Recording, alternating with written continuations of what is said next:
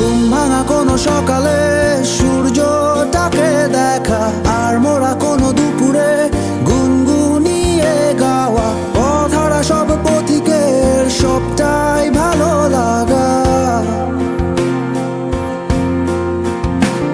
আর জানালার ওই কাছটায় থমকে থাকা বৃষ্টি, অলিখিত সব